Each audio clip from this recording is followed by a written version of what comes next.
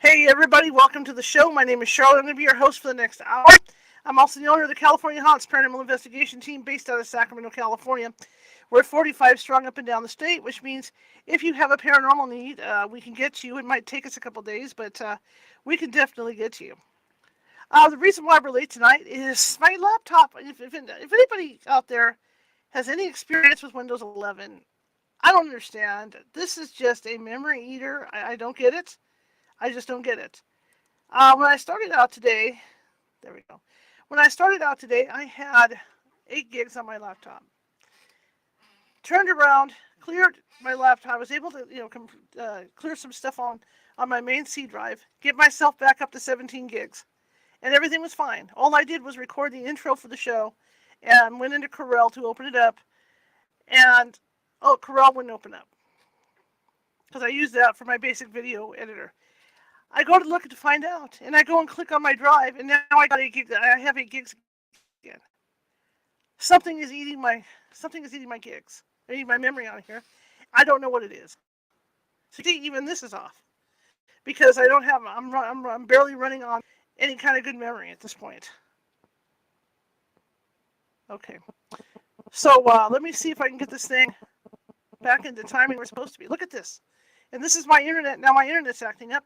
And I don't blame it because I don't have enough. I'm really not running on a lot of gigs here. So hang on, everybody. Don't move. I'm going to pop this thing back through.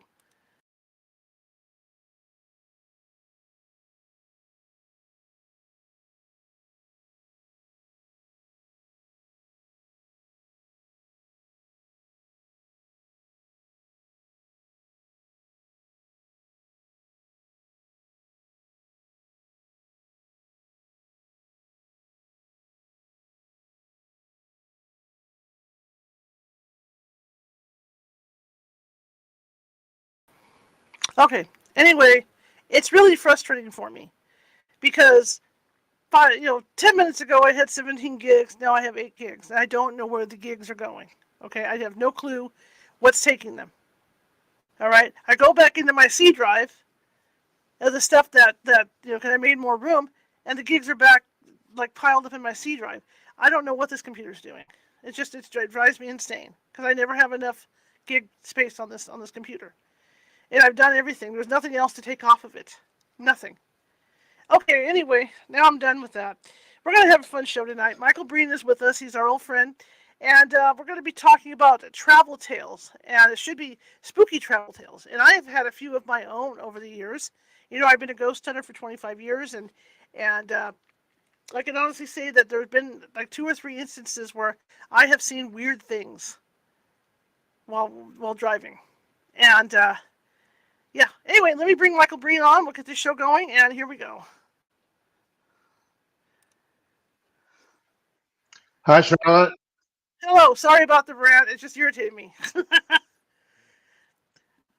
There's nothing like running out of memory on your laptop. Yep. So tell us about you, sir. Well, I've had an interesting background. I became a social scientist.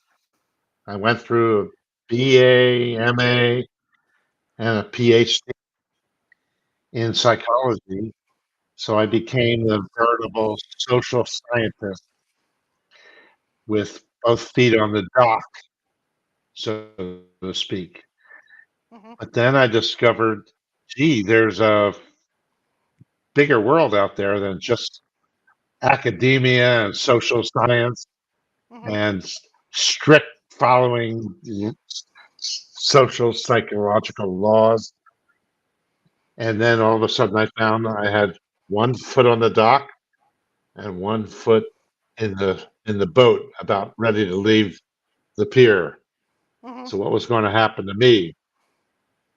Well, I kind of led a shadow life during all this formal graduate school type of stuff, and I kept my interest in the paranormal and the social psychological, and became the investigator of things that just went beyond the normal range of social science. Hmm. Hmm. I just find, I find your books, I find everything interesting in what you do with these travel tales because, like I said, I've spent a lot of lonely nights on the road, driving from work and everything. Can you hear me all right?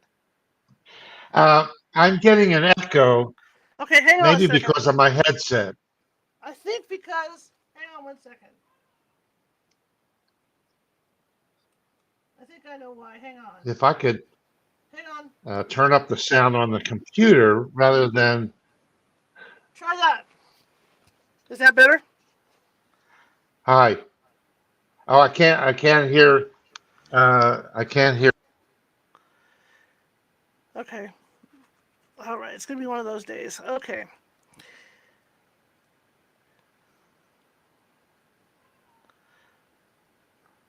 Yeah, I can't hear you at all. Can't hear you at all. Uh, I've got the headset on and I'm getting this echo. Okay. So I'd like Do to you? dispense with the headset. Well, I'm Okay. not Yeah. getting an echo when you're talking to me now. Yeah, that's It's just because that, for some reason I had two of you on in my oh, green you know room. what? I'll unplug my microphone Okay. let's see if that makes a difference, okay? Okay. Let's try. Go How are ahead. we going to test this? Can we test it? What do you suggest? Go ahead and unplug and set up your. I hear you. I hear Okay. you. I hear you too. Uh, okay, so maybe with that microphone unplugged, uh, can we let's try again on live Okay. and see how that works, okay? Okay. Sure. Now you connected. I'm back on looking at the Yes. StreamYard, not in the. Shall I log in? What do I do just to You're get okay. back I to have the? you on live right now. You're on live right now. You're here. All right, but I don't see myself on the screen. Do you see me? Yes. Oh, okay. I don't see you, but I guess I can live with that. Huh. Weird things going on. I just This don't is how understand this why is I'm how it's not been. I don't either. Well, it's just like with my seeing. laptop. Why my stupid memories like it is. Oh my goodness. So let's see. How do I get back to the to you? I'd love to be able to see you on the screen here. Well, if you want to Uh, log out, you can log back in. So go ahead and log out. I'm not going anywhere. shall I log right in? Yeah. Back in So again? just log out and log Okay. in. I'm going to hang up and log back in. Okay. Okay.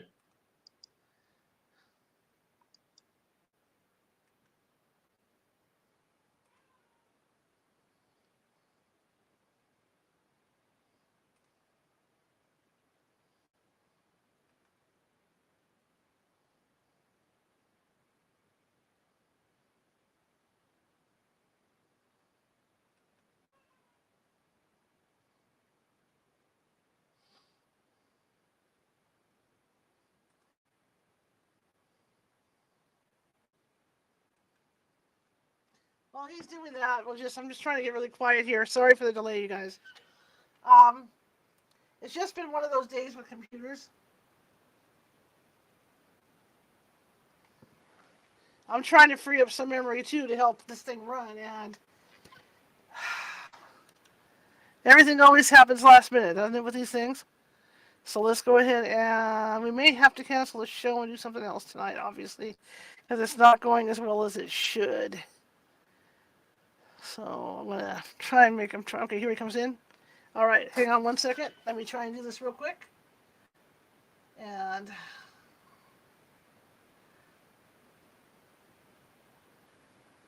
yeah, let me push that button. We'll let it free up some space here on my computer as well, so I can get in there. For whatever reason, the C drive, the documents drive keeps expanding. So let me do this real quick. I apologize, you guys. I apologize, Mr. Brein. Just hang in there. I'm coming. Let me free up my space here so I can run this computer the way it's supposed to run. It's got a lot to free up. There we go. Okay, so we should be almost done with that. Come on. Okay. Okay, you're Hi. back. You see yourself? Okay, Perfect. No perfect. echo. Okay, we're good. We're good. Sorry, Good to guys. go. It's been one of those days. Thank you guys for being so patient. The wonders of modern See, when technology. you were doing that, I was freeing a memory because I don't know what the hell's going on with that. So again, let's kind of start this over because I'm probably going to take this into editing Okay, and kind of that's cut the good. front off anyway. So let's just hell with it. My name is Charlotte. I'm going to be your host for the next hour. My guest tonight is Michael Brein. He's been on before. He has some very fascinating stories about things that kind of go bump in the dark when you're traveling, especially when you're driving at night, things like that. So we're going to talk to him about that. So, Mr. Breen, welcome back, and I'm glad to be tell us here. about Thank your you for having me. yeah. So, tell me about your studies and what got you into studying this type of thing. Well, I was a good boy, social scientist in college, prepared to do all the way through a PhD in social psychology, and uh, steeped in the methodology, and well behaved, and like I say, a good boy in social psychology. And then I realized uh, that was terrific, and I did my PhD, and Mhm. I obeyed all the laws of being a graduate student and being, behaving properly. Mhm. And then I realized there's more to life than what you learn in academia. Mhm. And in those days, I was firmly standing on the dock of academia and social science, doing everything the right way, publishing articles in scientific journals, and yet haunted by the idea that there was so much more going on outside of my academic fishbowl, shall we Mhm. say, that I was in. And I just wanted to be honest with myself. And then I started dabbling in other areas than strict social science methods and scientific investigation. And suddenly I found, my God, I got one foot on the dock and one foot on the rowboat. And how am Mhm. I going to survive this? Mhm. Mhm. And so, what what did you come up with? Obviously, you've done What really I well. came up with was I could be honest with myself. I can Mhm. be my own man, so to speak. And why not look into things that don't strictly fit in the traditional science boxes? And I Mhm. looked outside the box. I let myself step into that rowboat, so to speak, Mhm. and kept an open mind. At the same time, I borrowed one of the famous ufologists, UAPologists, Stanton Friedman, talking about the so called gray basket. In Mhm. other words, the gray basket was where you put things in and pulled things out of uh, as you began to think about things and Mhm. look at them more seriously or discard them in the wastebasket or let Mhm. them simmer in the so called gray basket as you learn more and more about other things that don't strictly fit into the accepted scientific ways. Okay. Cool. Very cool. Very cool. So, how did you get involved? Looking into traveler stories and things like that. Well, I was on my way to becoming a clinical psychologist, and that is someone who really works with people's disorders and trying to adjust and adapt to life. And Mhm. before I finished my master's degree, I had gone to Europe and I'd gotten bitten in the okole, which is the Hawaiian word for no more translation is needed. But I got Mhm. bitten by the travel bug, and I began to realize this is really an interesting subject to me. Travel is so important. We meet people all the time from other places. We need to understand what other people are like. We need to understand how we fit in when we go to strange places. We Mhm. need to know a lot more about our interaction with other people that aren't more or less just like us in our own environments. We have to get out and understand how to relate to other people. Now, isn't it kind of interesting that a little bit of a stretch from that is, hey, what about beings from elsewhere or elsewhen Mhm. that don't fit into our normal way of relating to other people? What about aliens? Are there aliens in Mhm. this vast universe of at least 2 trillion galaxies, according to Brian Cox, the astrophysicist? So I began to think all things travel, yet in the back of my mind, I had the idea people are experiencing UFOs, people are experiencing paranormal things, people are having ghost or entity experiences. There seems to be a whole universe out there of other possible ways of interacting with other intelligences. And we really need to spend some time and begin to look at these things Mhm. seriously. Mhm. Mhm. Well, they're hard. It makes a lot of sense. With the number of truckers that are on the road, right? You got a lot of people traveling at night. My dad used to travel at night because it was cooler back then. Back in the days of no air conditioning on vehicles. I remember being put in the back seat so we could travel up to up north. But I mean, there was a lot of people on the road at night, and in my own experience, because I always have jobs where I have work late.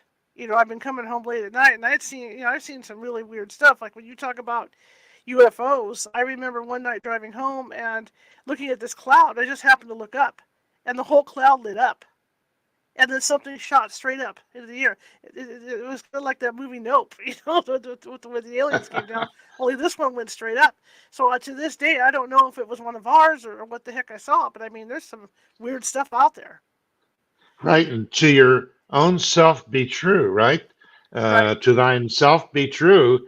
And the point is, you know for yourself that you had these experiences, Mhm. and it's important not to be talked out of it or let people talk you out of it just because they can't necessarily fathom it.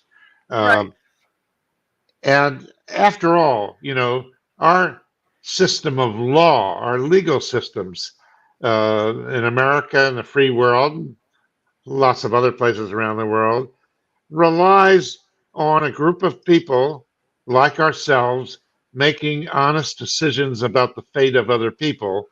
So Mhm. our legal systems depend on accepting what a panel of witnesses or jurors Mhm. decides in the fate of people who are, accused of crimes and so on and so forth.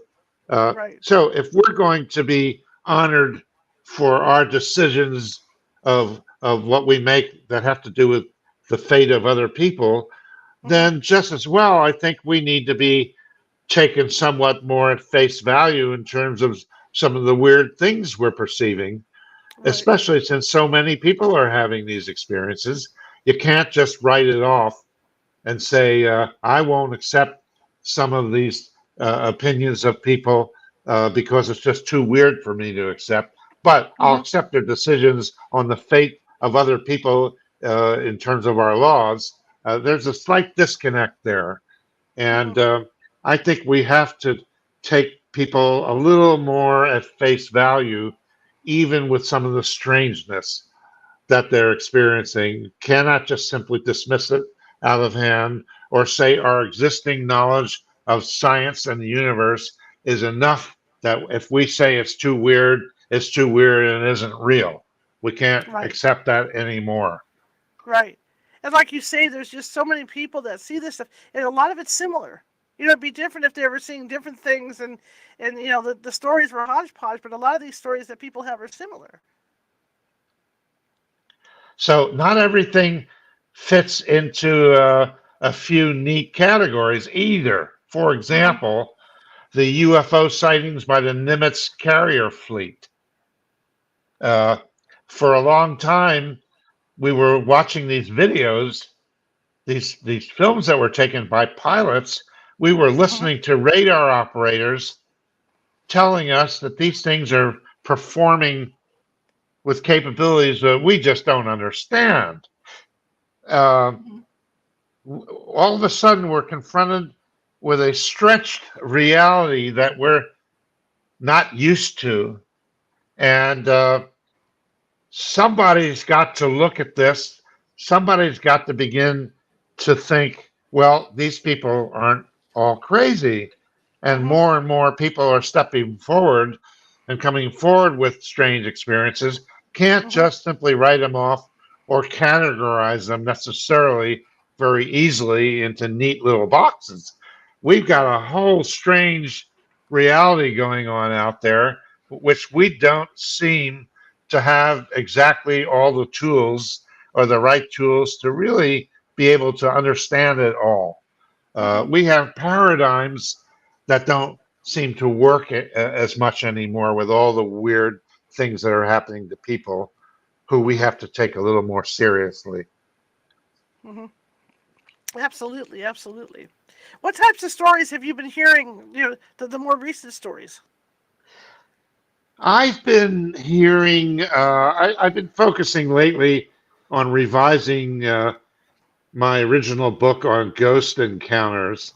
I have Mhm. a series of books called The Road to Strange, Mhm. and mainly these divided somewhat arbitrarily into the paranormal, the UFO phenomena, Mhm. and ghost encounters. I'm not saying they're all cleanly separated, but Mhm. I have one book on travel tales of the paranormal. In other Mhm. words, people who are in other cultures uh, or traveling around, away from their homes, uh, having these experiences. So that's Travel Tales of the Paranormal, uh, which I jointly wrote with Rosemary Ellen Guiley. Mhm. She invited me to co-author a couple of books with her, and we also did one on UFOs, aliens, and high strangeness. The Road to Strange: UFOs, Aliens, and High Strangeness. Then we lost Rosemary in 2019 too early. She left us. She passed on, and I still had loads and loads more stories that she and I would have looked at together and decided what will be our next book in the Road to Mhm. Strange series. So, and it's funny. She always said, "Michael, if you publish a book, don't make it more than 250 pages. That's about all that a lot of people really want to handle. Mhm. Just a regular book, 250 pages." And of course, I had so much more material that she and I would have gone over together. So I did two more, and they all both had like 700 pages in them. Mhm. I broke Rosemary's Law of the 250-page limit. And one of them was The Road to Strange, The Contiguous Universe. And Mhm. there I pulled stories together that involved people having multiple experiences. So, not just one UFO experience or Mhm. one strange ghost story, but people that seem to have a number of things happening to them to Mhm. see, like, if I pulled these together and looked at them, what could we learn about that? What is it about people having multiple experiences? Is it more valid, less valid? What do you do with that? And so that book, The Contiguous Universe, has about 42 kind of case studies. Mhm. Rosemary's in that one, and I'm in it. I'm in it because of my paranormal types of experiences. Mhm. And and finally, I had so many more stories that people told me of all kinds of strange phenomena that didn't Mhm. necessarily fit easily into the Mhm. paranormal or the UFO slot. And there came out another 700-page book, and that one's interesting. Is called. I had to try to be really clever. A psychic reader, um just having a whole collection. The cover has a person looking at a crystal ball, and just the ones I couldn't fit neatly into any other category. And finally, I'm revising my ghost stories, ghost encounters, broadening it somewhat to the road to strange ghost encounters, Mhm. because it involved people not only traveling but uh, a collection of hotels that uh, would have shuddered at the fact or at the idea that someone would dare tell them that they heard that the hotel was haunted, and Hmm. they would go, shh, don't talk about it. You'll scare people away from our hotel. And now the paradigm has shifted. Oh, here's the ledger. Look at all the things that have happened at this hotel. I've Right. been in at least two hotels that have a book full of stories. They want people to report these stories, and it's a draw. Let's face it. Hmm. I've known people that have sought out the most haunted room in a hotel because they wanted to stay there overnight and they wanted to see what was going on. So Hmm. there you go. So five books in my Road to Strange series, and I'm revising the one on ghosts as we speak. Fascinating. And as we speak about ghosts, I can tell you a couple of stories if you want to hear them. I have a Oh, couple I of would love stories to that, hear that him. happened to me. They Love to happened hear to him. me. Well, my friend and I, back in the old days, back when there was no ghost hunting shows, you had In Search of, and you had maybe some Yes, Unsolved yes. Mysteries if you were lucky. Hmm. And they used to have this one particular camera that all the ghost investigators at that time were using. And I wanted it so bad, and I finally got one. And so my friend and I decided to go up to this known haunted location up in the Gold Country here. And it's called a Vineyard House. And across from this Vineyard House, there is a cemetery. And there's a big story surrounding this place that one of the original owners of the place got syphilis in his brain, and he was I don't know, angry all the time. So the wife chained him up in the basement of the house and kept feeding him and stuff. He passes away. He gets buried in the cemetery across the way, and of course she passes away eventually, gets buried in the cemetery across the way. Well, the legend has it she goes back to the house, and like if you stay overnight over there, she'll tuck you into bed and different things like that. She'll walk around the house, but she walks back and forth from the house to the cemetery across the road. So we go driving up there in the evening, and I'm thinking, okay, we're going to stop by the cemetery. I'll take some photos and see if I can pick up some orbs or whatever, with this camera. And when we got up next to the house, I got the most uncontrollable feeling of fear. And I heard a voice say, "Go home." And so I drove all the way up the hill. There's a monument to Sutter. It's in the town where gold was discovered in California, in Coloma. Drove up around the statue, came down the hill, and all I could think of was, I'm out of here. I'm out of here. So I got my eyes glued straight ahead. My friend that was in the car with me, as we got near the cemetery, she says, "Hey, there's a fog at the edge of the road." And I said, "I don't care." So I drove all the way home. Still had to pry my fingers off the steering wheel. The fear was there for about 20, 30 minutes after I got home. Now, was that the woman that was crossing the road? That fog that my friend saw? I mean, I sure felt that fear, as I'm driving. Yeah. And then again, I was up in the hills when I was working for a newspaper, and it was Halloween time. We were doing a story on my paranormal team. We were going up to the cemetery up in this town called Georgetown. And and coming up from Sacramento, there's a small little road back road you can take to get up to the cemetery. And I had a psychic in the car with me. And used to be I would have a camera filming out the window all the time, but I didn't this night. And as we're driving, this big, tall shadow man walks in front of the car, and he was so dark that he blocked the headlights. Totally blocked the headlights. There was nothing coming out the Did other you side. slow down? Yes, I did, and I watched him go across, and then he went up the hill. And so we pulled over to look. And for anything human to get up that hill is impossible. It was too steep to even try to make that walk up the hill. But he definitely walked across in front of my car and went up this hill. Now was it only you in the car? I think you said there was It was myself and, another. and, one, of, and one of our psychics at the time. So there's Okay. there's a witness. There's two witnesses to this. Well, that's what's interesting, isn't it? When there's more than one person, and I've Hmm. had heard plenty of accounts of more than one person involved. Hmm. For example, a married couple living in a house where they both hear walking going on, Mm, walking, and the husband, who's dubious, goes and looks and searches the whole house, and nothing, but they both heard the walking, wow. more than one person. Now, what do you do with that?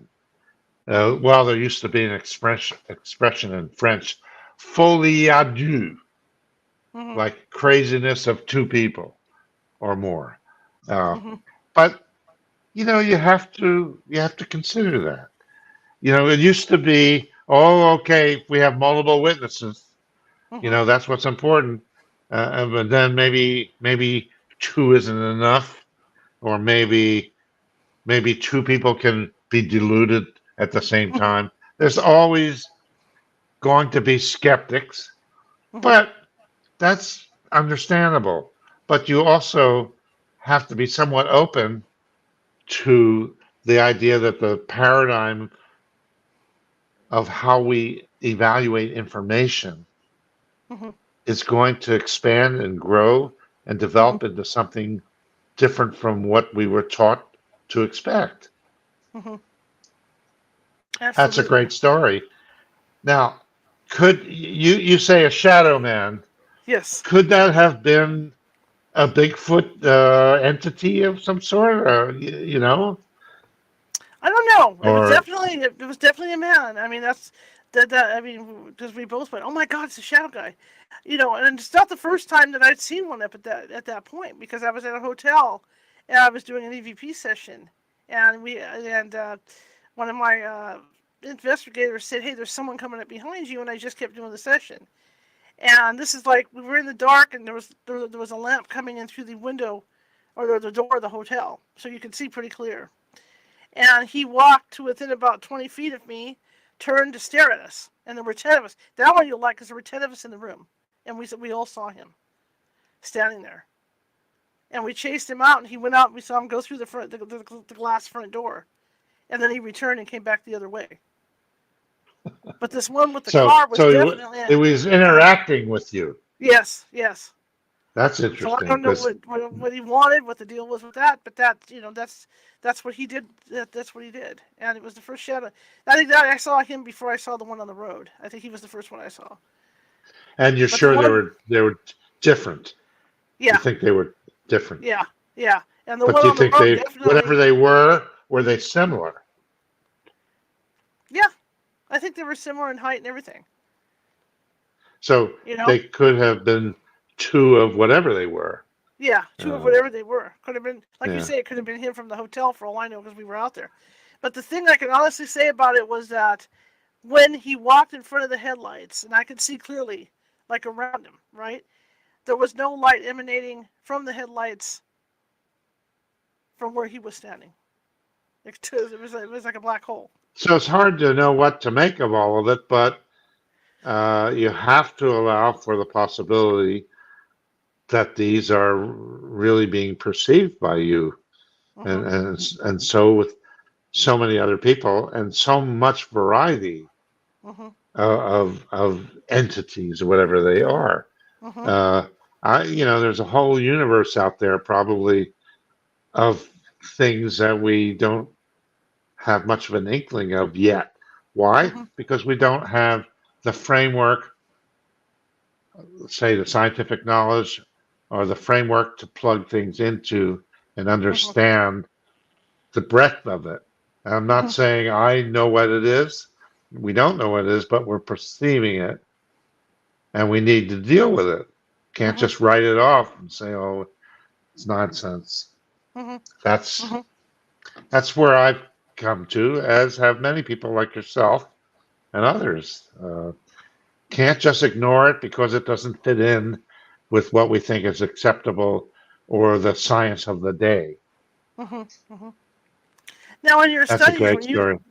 thank you. Yeah. When you look at old hotels, do you see anything, any common things in there? As far as these entities that people Well, were seeing. as far as myself, I recall having visited at least three or four hotels Mhm. that, as I, let's say, got off my cousin's boat, we were Mhm. boating between islands out here in Pacific Northwest. We went to San Juan Island Mhm. and in Roche Harbor and saw the Hotel de Haro Mhm. looming. I said to myself, in at least three or four instances, my God, I'll bet these hotels are haunted. There was something about them that caught my attention, Mhm. and I had that feeling. Now, it's not etched in stone. I'll give you Mhm. another example. The Crescent Hotel, the famous Crescent Hotel in Eureka Springs, Arkansas, Mhm. which has been the home of the Eureka Springs UFO conference year after year. I went to 20 of these, Mhm. all the way to Eureka Springs, Arkansas, where bunches of friends would meet, have a Thursday night dinner before the conference. And Linda Howe used to go there. All the Mhm. people who were involved in cattle mutilations used to come. We used to talk into the wee hours of the morning with all these people. Well, we were driving in the fog and the mist downtown in the lower area of Eureka Springs, coming up towards the Crescent Hotel, and I looked through the trees and the fog, and I saw the looming Crescent Hotel up in the distance, Mhm. gray and rainy and foggy and misty. And I said to myself, maybe to the other people in the car, boy, if that doesn't look haunted, I don't know what it is. And then I find out it's the famous haunted hotel of Eureka Spring, one of the acclaimed most haunted hotels in America. Now, my So I've had question to those you, experiences. yeah, well, my question to you is this: do you think that was just a feeling that you had, or do you think you might be intuitive? I think that my form of the paranormal Mhm. is that I get a situational awareness of some things Mhm. that feels to me to be qualitatively different Mhm. from normal reality, so to speak. I'll give you one quick example, Okay. or two quick examples, because these are Sure. fun. These are, well, wasn't fun at the time. I'm traveling in Europe. I was working on a travel guide that I'd done for different cities at the time, sightseeing by public transportation. Mhm. And I'm in Barcelona, and I park my car out in the suburbs and take the metro or the train into town so I don't have to bother with my car, parking. Mhm. Barcelona's a big city and it's hard to park and so on and so forth. So I park it along a main street. Okay, so I'm in Barcelona for the day researching the travel guide that I'm doing, and I'm ready to go back and get my VW bus, but I'm getting these feelings of anxiety. And the Mhm. closer I'm getting to where I parked my van, the more anxious I'm getting. And it was a qualitatively different kind of anxiety and fear. I couldn't pin it down to anything. I just got more and more anxious and fearful. Finally, we get to the little suburban town. I get out of the off the train, and I walk to my bus, and I see broken glass in the street Mhm. next to my bus. The door is open, and I see a side window is broken. And I'm wondering, God, this is what I was perceiving. Mhm. And an elderly Spanish couple came up to me. They'd been waiting, and they told me, we saw this guys jump out of a car, run over to your bus, break your window, open the door, and your alarm went off for 3 hours. They Wow. got jumped back in the bus, I mean, into their car and ran off. Nothing was taken, but I had to Mhm. get the batteries recharged and the glass window fixed. Nothing was taken. But that to me was qualitatively different. Mhm. And I knew something horrible had happened in advance of even, having any idea. And Mhm. one more quick one of this Sure. nature. I'm driving around the mountains of northern Italy. I think it was Cortina d'Ampezzo, someplace like that, up Mhm. in the mountains of Italy. And I'm driving around curves and mountains, and I'm getting the same sort of unease. What is it that's making me feel frightened, Mhm. scared even. Suddenly I come around the bend and I look up on the hillside and there's all these shells of houses and buildings. Mhm. And I look down, same thing, a destroyed village. And then I found out that that village, a water and flooding and rain overflowed a dam and destroyed houses and buildings and killed about 2,000 people. I was picking up on that. And I have other examples. That's one type of paranormal that I have. And Mhm. look, I'm my own witness. Right. And I know that I can't say it's absolutely definitively so, but I'm allowing myself the possibility that something more qualitatively different from other feelings I've had, that Mhm. something else may be operating here. But Mhm. when you put it all together, and I consider all the other experiences I've had in my life that are paranormal in nature Mhm. to mine own self be true, I have to accept the possibility that I'm dealing with something that's not typically explainable to ordinary science, physical or social science. Mhm. I don't say it's definitively the truth, but I'm open to it. And actually, being open to that allows me the room to look at other things in my life and Mhm. other people's lives. And maybe this is a useful way to look at things. I'm not saying anybody else or everybody else will believe me, but I have this one mantra that's come Mhm. out of all my collection of these stories of what's happened to people and myself. And that is, if one of them is true, what then? Mhm. That's Absolutely. all it takes. If one is true, what then? That is true. I've had psychics on my team, mediums, that have said the same thing you say. It's exactly what you said just now. Oh, well, that's interesting. And it's interesting because I find them to be the most honest people I've ever dealt with, in this field, because they're being honest about it. I don't know how I do this. It's just And they're not comes. forcing you to believe them. They're Right. just suggesting take a look. Yes. Yes. Absolutely. So what you just said is perfect. It's absolutely perfect. Are there any stories that you've come across over the years that really stand out to you? Well, I have a funny one that's just really interesting to me. Uh, Probably sitting in that gray basket I was talking about, Stanton Mhm. Friedman's gray basket of things. I'm not discarding it and I'm not totally accepting it, Mhm. but I was once sitting at a table at a Body, Mind, Spirit expos that are run by friends of mine that I knew, good friends of mine in Ashland, Oregon, when I was down there. Mhm. And at my table, people would come and sit down, and I would interview them for their stories. And out of my 2,000 or so interviews, of which I do a few even to today, Mhm. uh, this guy sat down. He was wearing a T-shirt with Bela Lugosi. Mhm. He had a tattoo on his arm of Dracula, Mhm. and he began to tell me the story about he and his girlfriend going to Transylvania. He took his girlfriend to Transylvania for Halloween. Now, Wow.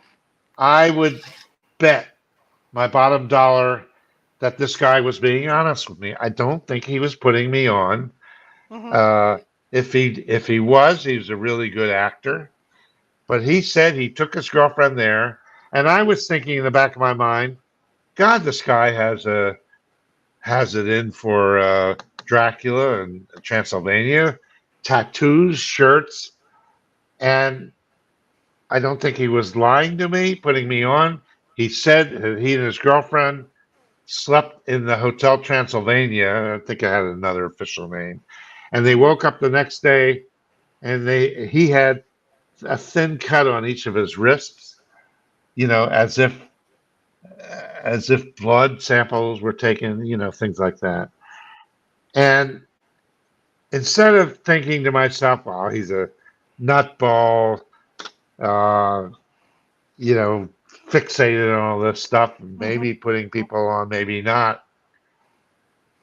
But I looked at it that this guy was probably fixated on all this in his whole life because maybe he had a mission to go to Romania Mhm. and go to that area. And maybe there's more to it, past life stuff I don't totally discount. But Mhm. I don't know quite what to make of it. I don't Mhm. think he was lying.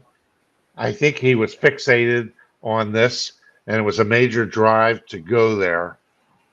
And I asked him if anybody else reported anything, and he said he didn't think anybody else had anything unusual happen to them. Mhm. I said, do they make a big deal of Halloween over in Transylvania and Romania? And he said, yeah, it's to them it's more of an American thing, but people are celebrating Halloween in lots of places now. And so there I am looking at an urban myth right in front of me, a possible urban myth of Mhm. something that somebody would tell you and you wouldn't believe it. And here I Right. am confronted with a guy who I don't think is putting me on. Now, Mhm. am I naive? At times, I'm like anybody else, Mhm. but I'm also more open to other possibilities. So Mhm. again, that story goes in the gray basket. It's a perfect urban myth, Mhm. but you know, uh, let's just wait and see what has comes of it. I've had other stories from other people who seem to be drawn to places like Ireland. Mhm. One woman was drawn to France.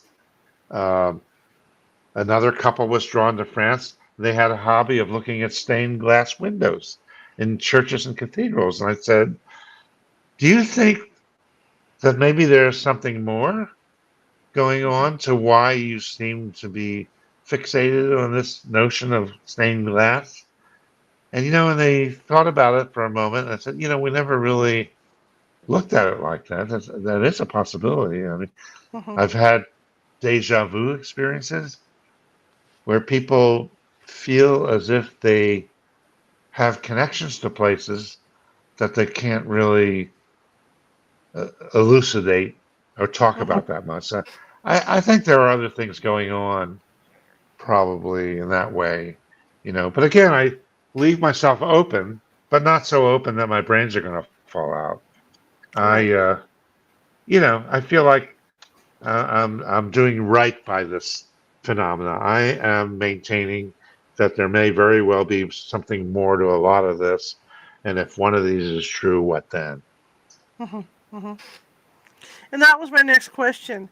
When you look at these urban legends, have you gathered enough stories on some of them to really start making you think it's true?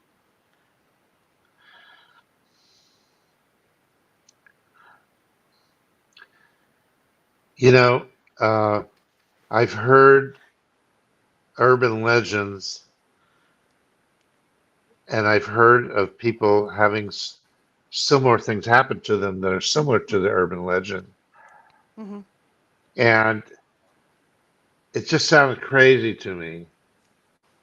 How can this really be? Did this person really have this experience, this urban legend that I've heard before, that Mhm. somebody's told me before? I think the answer is I think I have come across urban legends, things that could be conceived as conceived to be as urban legends. Mhm. Maybe in the making.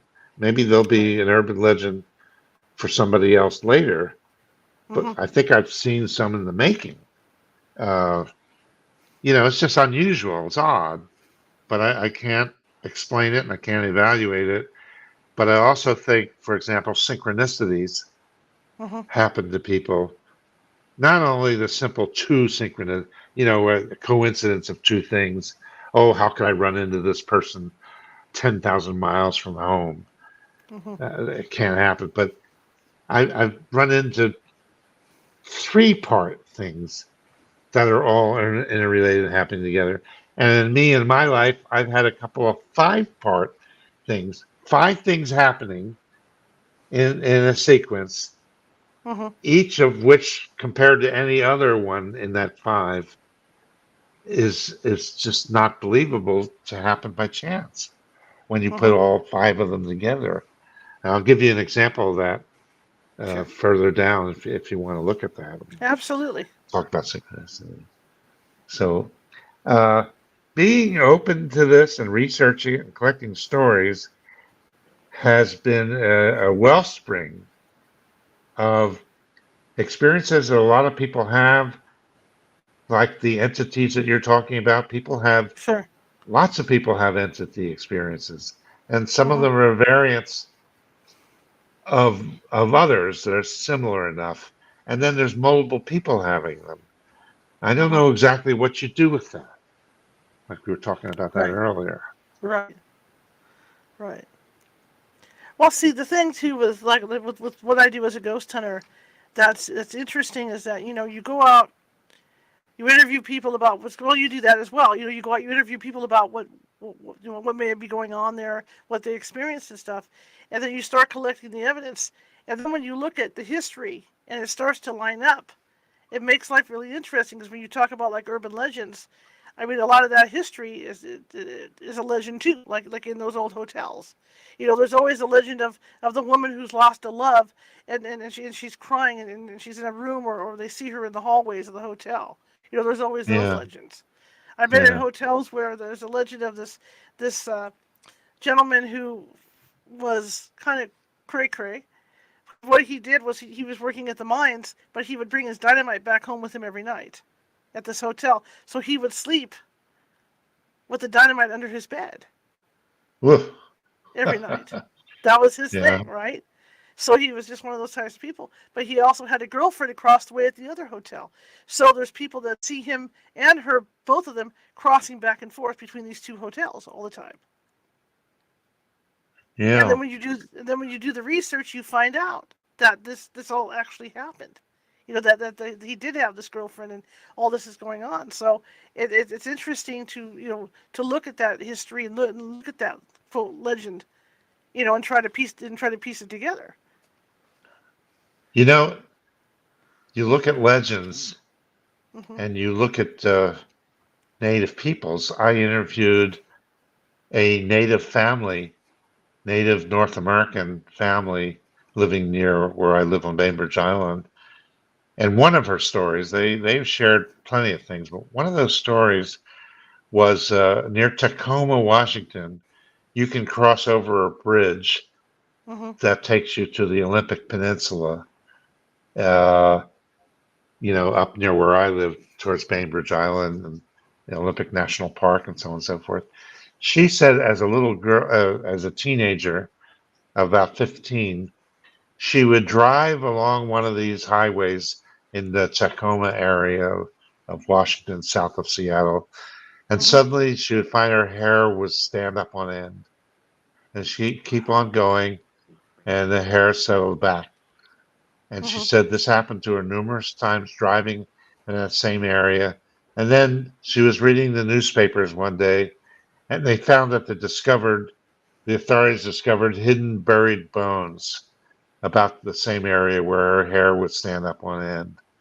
And she thought she was definitely reacting to that experience.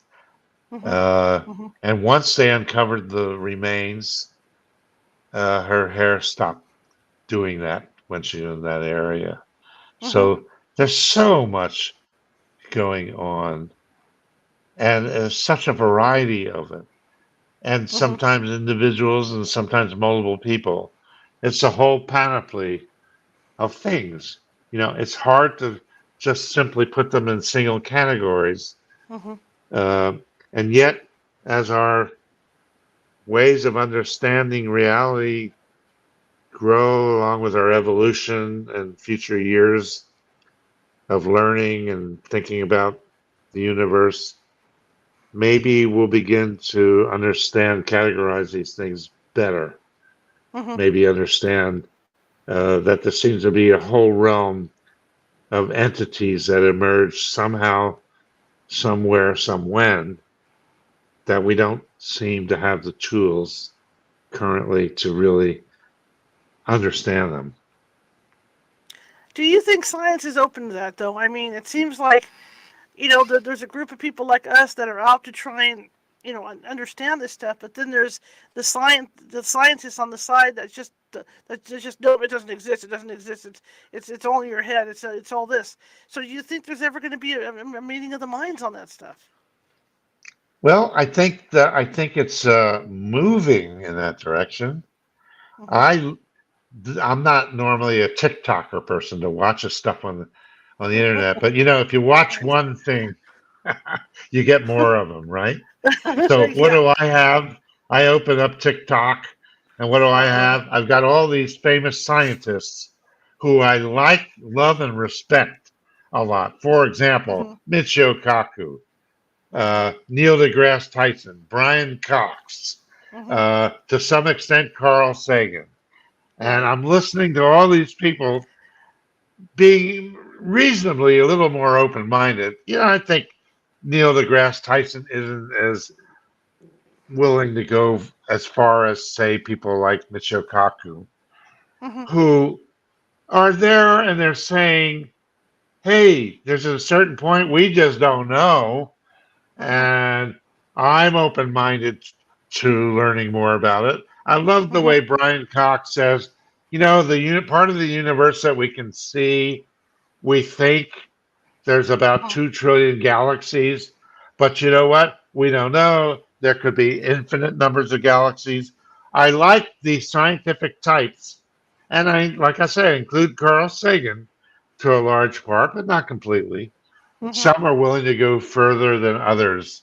Like Michio Kaku, I think I think he goes, and Brian Cox, further than most of the others.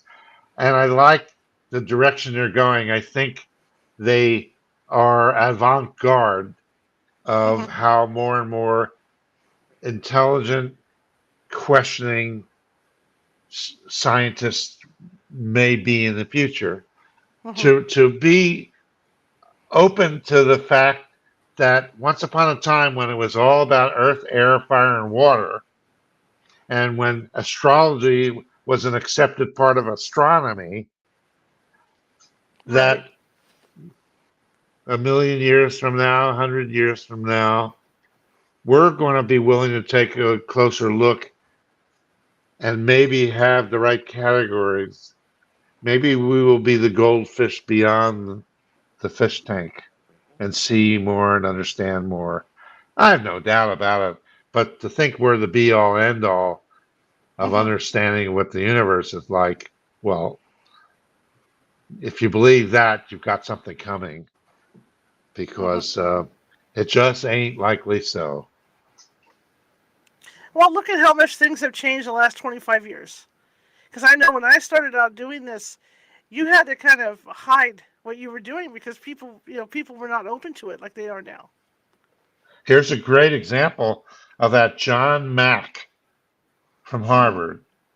I think he was instrumental in starting the psychiatric hospital at Harvard or in Boston. I'm not exactly sure, but I Mhm. remember in the early days, he was talking about, gee, he had done at least 50 hypnosis in depth studies of people who reported that maybe they were having encounters with aliens, Mhm. abductions, Mhm. and at the time, Harvard could not handle it. And they tried to get him revoke his tenure. He said, hey, these people are telling similar experiences. I'm just not going to write them off as Mhm. nutcases. Then you had Bud Hopkins come along, David Jacobs, and these guys bravely went into an area that most other people would be terrified to do. And now Mhm. you look at Harvard and you've got Avi Loeb, who I don't Mhm. know him personally, but he's saying, hey, that long skinny thing floating by our solar system, hey, that might have been a spaceship. Nobody's trying to run Avi Loeb out of Harvard now. Right. So maybe they felt trying to revoke somebody's tenure just because they're dealing with really weird, bizarre subjects that they shouldn't be, Mhm. like John Mack. Maybe, just maybe, the paradigm has shifted a little bit, okay, let's let these people keep their academic freedom and let them test their hypotheses and let us see maybe, just maybe, reality is a little broader than we've been quite willing to accept in Hmm. the earlier days. Absolutely, but yeah, I've noticed, I've noticed. I remember having to go down to a courthouse, not yeah, to city hall, to tell people that we were going to be filming, in this opera house. And I remember how they really looked at us really funny, and I said, "Well, no, no, no, it's not. It's not what you think. We're just trying to just get evidence. We're not going to be making noises. We're not going to be, screaming and running around the building or anything like that." But back then, it was, you really had to step around on your tiptoes to even tell people. Now all you got to do is make a phone call. Oh yeah, okay, come on down. It's really cool. The paranormals are here. Blah blah blah. It's a big Yeah. difference from what it was like 25 years ago. Doing this. So we are seeing paradigm change somewhat. Mhm. We're seeing disclosure. Mhm. We're seeing somewhat more openness. Mhm. And I'm not exactly sure what's fueling that, but it may be, and here's an interesting theory, it may be that the phenomena, as people get a little bit more open and receptive to the possibilities of it, maybe, just maybe, we're perceiving more. I'm not saying that it's necessarily opening itself up as some Mhm. consciousness saying we're ready for this. Maybe there's a process we don't quite understand at work in our evolution and development of our own consciousness that, come on, get with the program. There's more going on that we were too afraid to accept. Mhm. But we have to have cooler heads prevail and look into some of these things because reality just might be more than what we have deemed it to be. Mhm. Absolutely. Absolutely. Where do you think your studies are going? I mean, are you getting to where you believe more on this stuff, or are you still kind of? I love that question. That's just a great, great, great question. I give vent to my creativity. Mhm. I have a form of creativity that I'm not going to say is unique, but I let these stories drift in and out of my consciousness. I mean, I've gotten thousands of stories from interviews, Mhm. and I let it lead me maybe in some different directions.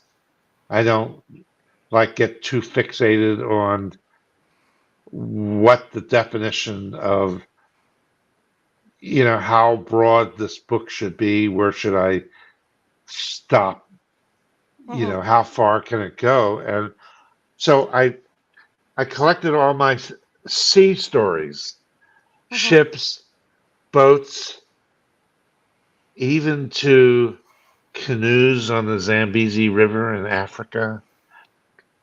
Uh, Anything to do with water, some strange ideas of water. This one woman was looking for holy waters of different types Mhm. and trying to ascertain, is there something about water that we don't normally know or accept? Anyway, so the title of that book evolved to Mhm. Travel Tales, Sea Stories, The Ways of Water. And I Mhm. even included storms, the big tsunami and huge storm and flooding in Asia that took place, I think, on Christmas Day of 2004, I think Mhm. it was. The Ways of Water. So I allowed this book to go a little bit more into areas where you wouldn't normally think of water so much. I've done a book, I'm almost finished with it, Travel Tales Driving Abroad, but I Mhm. didn't let it stop there. From cars to camels, I started thinking of animals as forms of conveyance. Mhm. And this leads to some conclusions, in the writing, directions of creativity to let people's minds wander. And so I have a form of creativity that I think comes out in my collection of other people sharing their stories Mm-hmm. that I don't think anybody else really ever done anything like this. I don't know, but it's fun. And I discovered a phenomenal way of publishing. And I'll let the Mm-hmm. audience know if you're looking to publish, there's a self publishing platform on the internet. It's called Draft, the number two, digital, one word. Doesn't cost anything, allows you to publish the book in either ebook form or print, even allows you to take your front cover that you design and move it to the back cover and just fill in your type and put pictures. You create your back cover using Mm-hmm. the exact color you had in the beginning. The point being, it costs nothing, and they take a small percentage of your sales. They help distribute it, they help sell it, and they earn their income that way. And interestingly, I went to some little meeting for business, private, small business people who rented office space in the building, where they can have their office and amenities and Mm-hmm. computer and internet and all that stuff. And it so happened that there was a computer guy who worked on Drafted Digital living on Bainbridge Island. And this was about 3 or 4 years ago. And somebody asked the question, well, how many books has Drafted Digital produced? And he said, I think by this time, about 900,000 books, which is Wow. no small amount.